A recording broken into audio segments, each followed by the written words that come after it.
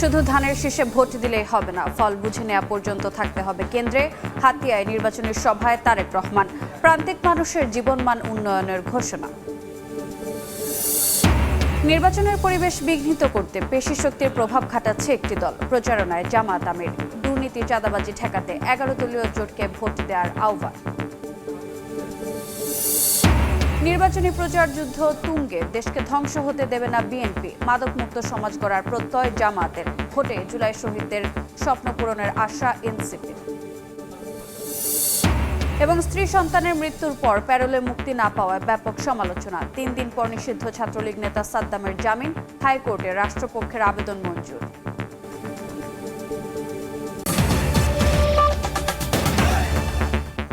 বাংলার সময়ের সঙ্গে আছে আমি রোজা চৌধুরী।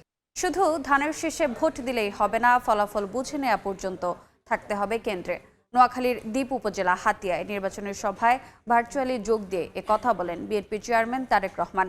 রাষ্ট্র পরিচালনার সুযোগ পেলে প্রান্তিক মানুষের জীবনমান উন্নয়নের প্রতিশ্রুতি দেন তিনি। নির্বাচনী প্রচারণায় সরগরম সারা দেশ। ধানের শীষের জয়ের জন্য দেশজুড়ে চলছে বিএনপি চেয়ারম্যানের প্রচার কার্যক্রম।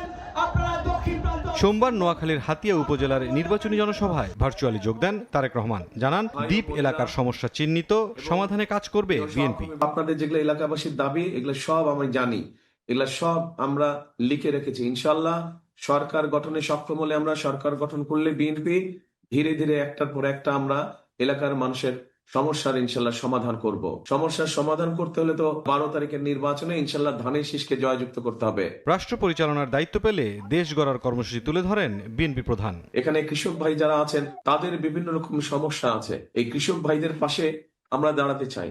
এখানে মা বোনরা উপস্থিত আছেন, আপনারা সহ সারা হাতিয়া উপজেলায় দুস্থ খেটে খাওয়া মানুষ যারা আছে, গৃহিণী বা মা বোন যারা আছে, তাদের পাশে আমরা দাঁড়াতে চাই। নতুন করে আবারও মানুষের অধিকার কেড়ে নেওয়ার ষড়যন্ত্র শুরু হয়েছে বলে অভিযোগ করেন বিএনপি চেয়ারম্যান। বলেন, শুধু ধানের শীষে ভোট দিলেই হবে না, ফলাফল বুঝে না নেওয়া পর্যন্ত কেন্দ্র ছাড়া যাবে না। দেশের মানুষের ভোটের অধিকার কেড়ে নেওয়া হয়েছিল, কথা বলার স্বাধীনতা কেড়ে নেওয়া হয়েছে। যারা এই কাজটি করেছিল তারা দেশ থেকে চলে গিয়েছে। কিন্তু প্রিয় ভাই বোনেরা, এখন অন্য একটি গোষ্ঠী তারা আবার কিছু কিছু ষড়যন্ত্র করছে। শুধু ভোট দিলেই চলবে না, ভোট দিয়ে চলে আসলে চলবে না, ভোট দিয়ে ওখানে থাকতে হবে, যাতে করে আপনার যে ভোটটা আপনি দিলেন এই ভোটের হিসাব কড়াই গন্ডায় বুঝে আনতে হবে। নির্বাচনের পর হাতিয়া সফরের পরিকল্পনার কথাও জানান তারেক রহমান। শামীমকে আপনাদের কাছে তুলে দিলাম, আমি ধানের শীষ হাতে তুলে দিলাম, তাকে ওকে জয়যুক্ত করে ইনশাল্লাহ নিয়ে আসবেন আপনারা। মুরসালিন হক জুনায়েদ, সময় সংবাদ। নির্বাচনের পরিবেশ বিঘ্নিত করতে একটি দল পেশি শক্তির প্রভাব খাটাচ্ছে বলে অভিযোগ করেছেন জামাত আমির ডাক্তার শফিকুর রহমান।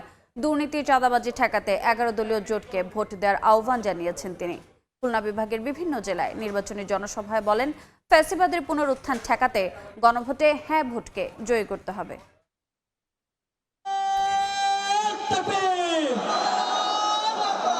নির্বাচনী প্রচারের পঞ্চম দিনে খুলনা বিভাগ সফর শুরু করেন জামাত ইসলামীর আমির ডাক্তার শফিকুর রহমান। কুষ্টিয়ায় জনসভার মাধ্যমে শুরু হয় কর্মসূচি। শহীদ আবরার ফাহাদ স্টেডিয়ামে বেলা 12টার দিকে মঞ্চে আসেন জামাত আমির। বক্তব্যে ডাক্তার শফিকুর রহমান বলেন, অভ্যুত্থানের পর দেশ গঠনে কাজ করছে জামাত। এজন্য আগামী নির্বাচনে তরুণ প্রজন্ম ও নারীরা দাঁড়িপাল্লাকে বেছে নেবে। একটি দল নির্বাচনী পরিবেশ বিঘ্নিত করতে পেশি শক্তির প্রভাব খাটাচ্ছে বলেও অভিযোগ করেন জামাত আমির। আজকে মায়েরা ন্যায়ের পক্ষে, সত্যের পক্ষে, মানবতার পক্ষে আল্লাহর দ্বীনের আওয়াজ তুলতে ঘরে ঘরে যান। কিছু লোক এটা সহ্য করে না, তাদেরকে বিরক্ত করে, তাদের সাথে অপমানজনক আচরণ করে, তাদেরকে কষ্ট দেয়, এমনকি দিশাহারা হয়ে 2-1 জায়গায় গায়েও হাত দিয়েছে। কুষ্টিয়ার দুটি নদীতে নাব্যতা ফেরানো সহ চিনিকল সচল করার প্রতিশ্রুতিও দেন জামাত আমির। জনগণের উপর পর্যায়ে যে মূল্যের ভার, এটা কমে আসবে। অবশ্য কমে আসার ক্ষেত্রে 3 জায়গায় আমরা হাত দেব। যোগাযোগ উন্নত করা, 2 নম্বর হচ্ছে সিন্ডিকেট ভেঙে একদম চুরমার করে দেওয়া, আর 3টা হচ্ছে চাঁদাবাজিতে যারা লিপ্ত তাদেরকে আমাদের বুকে টেনে নিয়ে অন্য ভালো কাজে লাগিয়ে দেওয়া। কুষ্টিয়ার পর মেহেরপুরের জনসভায়ও বক্তব্য রাখেন জামাত আমির। এরপর যোগ দেন চুয়াডাঙ্গার নির্বাচনী সভায়। দুর্নীতি ও চাঁদাবাজি ঠেকাতে 11 দলীয় জোটকে জয়ী করার আহ্বান জানান ডাক্তার শফিকুর রহমান। আগামী এই নির্বাচনে 11 দল 22টি হাত আমরা একত্রিত হয়েছি। তার মানে এদেশের আপামর জনগণ একত্রিত হয়েছে। আমাদের স্পষ্ট বক্তব্য, বাবাজি দুর্নীতিবাজ, তোমাকে লাল কার্ড। বাবাজি তুমি চাঁদাবাজ, তোমাকেও লাল কার্ড। ফ্যাসিবাদের পুনরুত্থান ঠেকাতে গণভোটে হ্যাঁকে জয়ী করার আহ্বান জানান জামাত আমির। মনির হোসাইন, সময় সংবাদ। নির্বাচনী প্রচার যুদ্ধ তুঙ্গে, ভোটারদের মন জয়ে নানা প্রতিশ্রুতি দিচ্ছেন প্রার্থীরা। ঠাকুরগাঁওয়ে নির্বাচনী প্রচারণায় বিএনপি মহাসচিব মির্জা ফখরুল ইসলাম আলমগীর বলেন, কোনোভাবেই দেশকে ধ্বংস হতে দেয়া হবে না। মাদকমুক্ত সমাজ ও কর্মসংস্থান তৈরির অঙ্গীকার জামাত প্রার্থীদের। অন্যদিকে চট্টগ্রামে নির্বাচনী পদযাত্রা করে এনসিপি মুখপাত্র আসিফ মাহমুদ সজীব ভূঁইয়া বলেন, ভোটের মাধ্যমে জুলাই শহীদদের স্বপ্ন পূরণ করা হবে।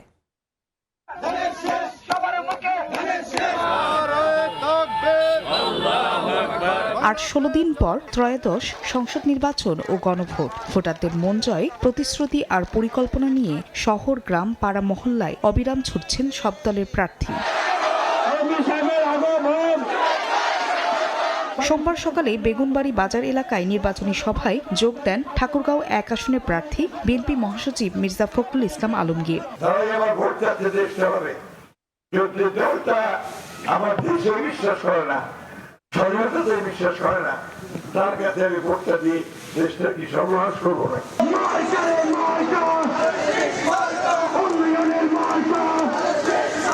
কক্সবাজার ১ আসনের চকরিয়া এলাকায় জনসংযোগ করেন বিএনপি প্রার্থী সালাউদ্দিন আহমদ। চট্টগ্রামকে লজিস্টিক হাব হিসেবে গড়ে তোলার প্রতিশ্রুতিতে প্রচারণা চালান ১১ আসনের প্রার্থী আমির খসরু মাহমুদ চৌধুরী। আমাদের একটা পরিকল্পনা আছে এই দেশের মানুষের জন্য, এই দেশের জন্য, সুতরাং সেই পরিকল্পনা নিয়ে আমরা মাঠে হাজির হয়েছি। বিএনপি কোনো প্রপাগান্ডা, মিথ্যাচারের রাজনীতি করে না। সুতরাং আমাদের রাজনীতি হচ্ছে জনগণের উপর আস্থা নিয়ে রাজনীতি।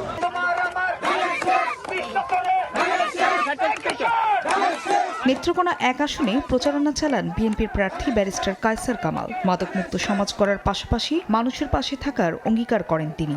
আরো নিরাপদে উৎসবের সাথে আপনারা পালন করবেন। খুলনা ৫ আসনে প্রচারণা চালান জামাতি ইসলামীর প্রার্থী মিয়া গোলাম পরোয়ার। এ সময় প্রতিপক্ষের বিরুদ্ধে টাকার বিনিময়ে ভোট কেনার অভিযোগ করেন তিনি। সারা বছর তোমরা দুঃখ কষ্ট অভাবে খোঁজ নিলে না, ভোটের আগে এসে 500 টাকা 1000 টাকা দিয়ে আমার রায়টা, আমার বিবেকটা কিনে নেওয়া, এটা কি কোনো বিবেকবান জ্ঞানী সৎ মানুষের পক্ষে সম্ভব?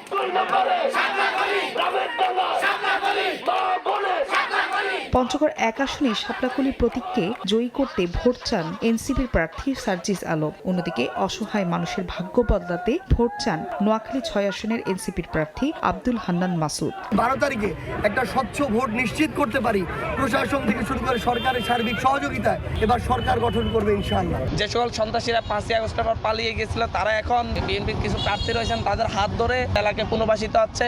শেরপুর ৩ আসনে হাত পাখা প্রতীকের পক্ষে ভোট চান ইসলামী আন্দোলন বাংলাদেশের আমির সৈয়দ মোহাম্মদ রেজাউল করিম। আমেরিকার নীতি অনুসরণ করে দেশে ইনসাফ প্রতিষ্ঠা সম্ভব নয় বলে মন্তব্য করেন তিনি। আমরা ইনসাফ প্রতিষ্ঠিত করতে চাই ইসলামিক আদর্শ অনুযায়ী, কিন্তু আপনারা করতে চান কোন নিয়ম নীতি অনুযায়ী? এই নিয়ম নীতি তো আমেরিকার নিয়ম নীতি, এতে ইনসাফ প্রতিষ্ঠিত হয় না, এরা সম্পূর্ণ ধোঁকাবাজি হয়। নির্বাচনী প্রচারণা চলবে ১০ ফেব্রুয়ারি রাত ১২টা পর্যন্ত। ১২ ফেব্রুয়ারি হবে ভোট। ফাহরিয়া ফারজানা, সময় সংবাদ। নির্বাচনী প্রচারণার আরো তথ্য জানাতে এই মুহূর্তে মাদারীপুরে আছেন সঞ্জয় কর্মকার অভিজিৎ। সরাসরি যাচ্ছে তার কাছে। সঞ্জয়,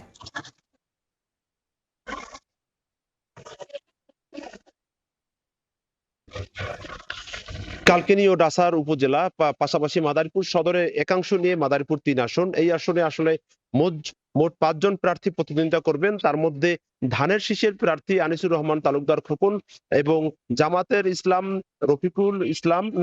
প্রার্থী রফিকুল ইসলাম, পাশাপাশি ইসলামী আন্দোলন বাংলাদেশের আরেক প্রার্থী রয়েছেন আজিজুল হক। এই ৩ জন প্রার্থীর মধ্যে কিন্তু আমরা যেটি বুঝেছি যে একটি হাড্ডাহাড্ডি লড়াই সম্ভাবনা রয়েছে এবং দিন রাত প্রার্থীরা তারা গণসংযোগ করছেন, বিভিন্ন স্থানে যাচ্ছেন এবং প্রার্থীদের সাথে আমরা কথা বলেছিলাম, তারা কিন্তু মোট 5 জন প্রার্থী, এর মধ্যে 3 প্রার্থীর মধ্যে কিন্তু হাড্ডাহাড্ডি লড়াই হবে এবং তারা একে অপরে কুশল বিনিময় করছেন, নেতাকর্মীদের নিয়ে বিভিন্ন স্থানে সভা সমাবেশ করছেন।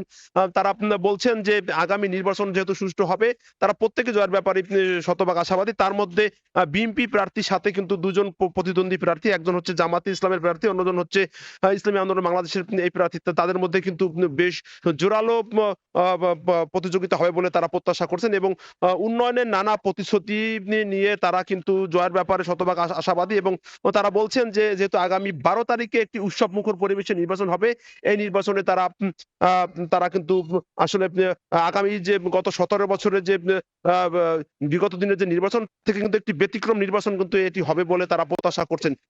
পাশাপাশি বলছেন যে দেশের মানুষ এখন পরিবর্তন চাচ্ছেন এবং এই পরিবর্তনের স্বার্থে কিন্তু তাদের বেছে নেবেন এবং তারা নানা উন্নয়নের প্রতিশ্রুতি দিচ্ছেন। পাশাপাশি প্রার্থীরা মনে করছেন যে এই নির্বাচনটি আগামী দিনের দেশ পরিবর্তনের ক্ষেত্রে ব্যাপক ভূমিকা রাখবে বলে প্রত্যাশা করা হচ্ছে। তো এই ছিল আমার কাছে মাদারীপুর 3 আসনে যে বিএনপির প্রচারণা চলছে তার সবশেষ।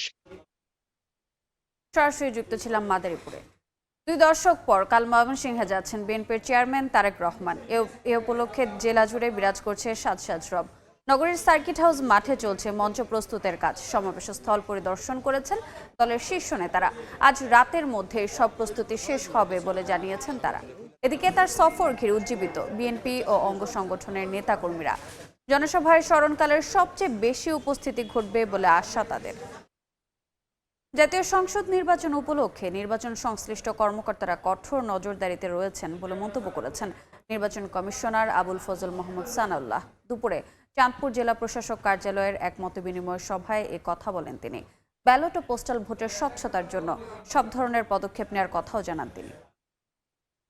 সাধারণ ভোট নিয়ে, গণভোট নিয়ে, মোবাইল ফাইন্যান্সিং সার্ভিস মিসইউজ যাতে না হয় সে ব্যাপারে এগুলো আমরা বলেছি। পোস্টাল ব্যালটের রক্ষণাবেক্ষণ এবং পোস্টাল ব্যালটের ইন্টিগ্রিটি নিয়ে কথা বলেছি। আপনারা ইনশাল্লাহ আশাবাদী থাকতে পারেন যে চাঁদপুরে অত্যন্ত সুষ্ঠু এবং সুন্দরভাবে নির্বাচন নজরদারি চলবে। আপনারা অতি শীঘ্র জানতে পারবেন। এটা বিএফআইইউ থেকে ইনস্ট্রাকশন দেওয়া হবে। স্ত্রী সন্তানের মৃত্যুর পর প্যারোলে মুক্তি না পাওয়ায় ব্যাপক সমালোচনার 3 দিন পর জামিন পেলেন নিষিদ্ধ ছাত্রলীগ নেতা জুয়েল হাসান সাদ্দাম। রাষ্ট্রপক্ষের আবেদনের পর 6 মাসের জামিন মঞ্জুর করেছেন হাইকোর্ট। আওয়ামী সরকার পতনের পর একটি মামলায় গোপালগঞ্জ থেকে গ্রেফতার করা হয় নিষিদ্ধ ছাত্রলীগের বাগেরহাট সদর উপজেলা সভাপতি জুয়েল হাসান সাদ্দামকে। পরে একে একে 11টি মামলায় গ্রেফতার দেখানো হয় তাকে। 15 ডিসেম্বর যশোর কেন্দ্রীয় কারাগারে পাঠানো হয় সাদ্দামকে। শুক্রবার সাদ্দামের বাড়ি থেকে তার স্ত্রীর ঝুলন্ত মরদেহ ও মেঝেতে পড়ে থাকা 9 মাসের কন্যা সন্তানের মরদেহ উদ্ধার করে পুলিশ। পরে সাদ্দামকে প্যারোলে মুক্তি চেয়ে আবেদন করে তার পরিবার। সাড়া না পেয়ে যশোর কারা ফটকে মরদেহ দেখার সুযোগ পান সাদ্দাম। এই ঘটনায় ব্যাপক সমালোচনা করেন নেটিজেনরা। সমালোচনার মুখে যশোর জেলা প্রশাসক জানান, প্যারোলে মুক্তির জন্য কোনো আবেদন করেনি সাদ্দামের পরিবার। পরে জানা যায় বাগেরহাট জেলা প্রশাসক বরাবর আবেদন করেছিলেন তারা। স্ত্রী সন্তানের মৃত্যুর 3 দিন পর অবশেষে জামিন পেলেন সাদ্দাম। সোমবার হাইকোর্টের একটি বেঞ্চের আবেদনের পরিপ্রেক্ষিতে 6 মাসের জামিন আবেদন মঞ্জুর করেন আদালত। আসিফ মোহাম্মদ সিয়াম, সময় সংবাদ, ঢাকা। বাংলার সময় আরও থাকছে। বাড়তি আমদানির পরও নাগালের বাইরে খেজুর। চলতি মাসে 624 মেট্রিক টন খালাসের পরও কেজিতে দাম কমছে মাত্র 50 টাকা। কারসাজির অভিযোগ বিক্রেতাদের। 2024 সালের 5 আগস্টের পর থেকে এখন পর্যন্ত সিলেট অঞ্চলে 122টি অস্ত্র উদ্ধার করা হয়েছে। সকালে র্যাব 9 কার্যালয়ে সংবাদ সম্মেলনে অধিনায়ক উইং কমান্ডার তাজমিনুর রহমান চৌধুরী জানান, 78টি অভিযানে গ্রেফতার করা হয়েছে অন্তত 15 জনকে।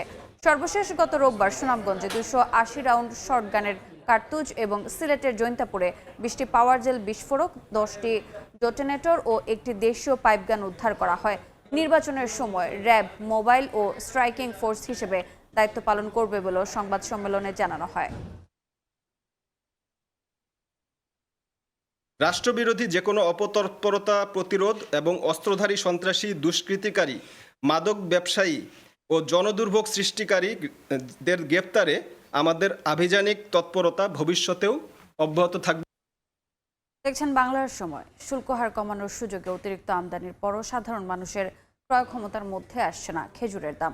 চলতি মাসের 21 দিনে চট্টগ্রাম বন্দর থেকে 624 মেট্রিক টন খেজুর খালাস হয়েছে। আর গত 6 মাসে খালাস হয়েছে 31,000 মেট্রিক টন খেজুর। অথচ তার বিপরীতে খেজুরের দাম কমছে কেজিতে মাত্র 20 থেকে 50 টাকা। সাক্ষাৎ টিপুর ক্যামেরায় বিস্তারিত জানাচ্ছেন কমল দে।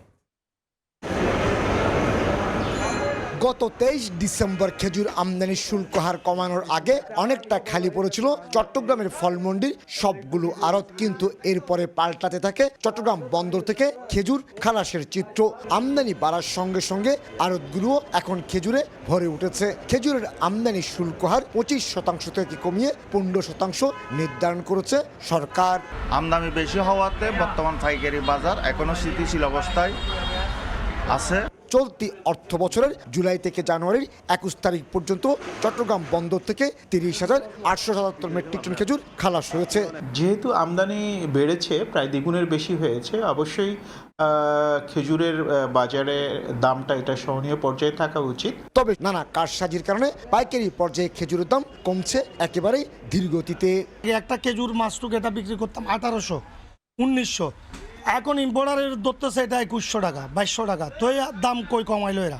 বর্তমানে অভিজাত খেজুর মেটজুল 5 কেজির প্যাকেট 6,000 টাকা, আজোয়া 4,000 টাকা, মরিয়ম 5,000 টাকা এবং সাধারণ মানের খেজুর সাবাবি 2,800 টাকা, মাসটুক 2,200 টাকা, সুক্কারি 1,700 টাকা ধরে বিক্রি হচ্ছে। তো সেলটা হয়ে গেলে কিন্তু আমাদের কোনো সমস্যা ছিল না। হ্যাঁ, মানুষ কিন্তু খেজুর অ্যাভেলেবেল পাবে, সমস্যা নেই, প্রচুর আমদানি আছে।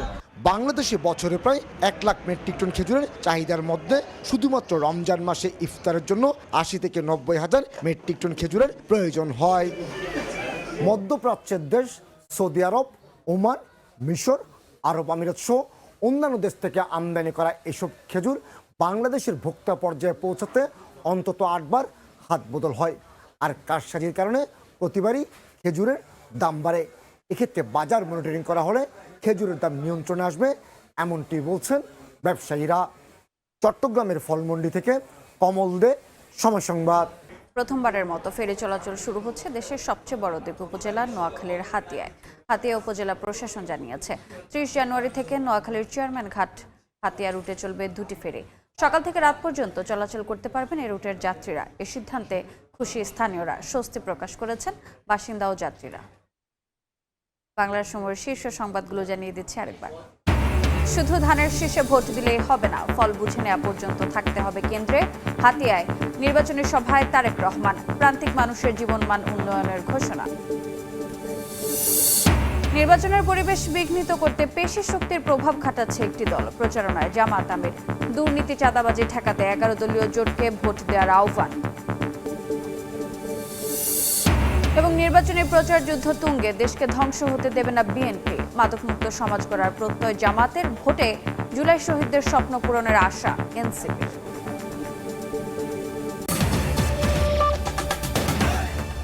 এ ছিল বাংলার সময়ের পর সন্ধ্যার সময় নিয়ে সঙ্গে থাকবেন জাফর সাদিক।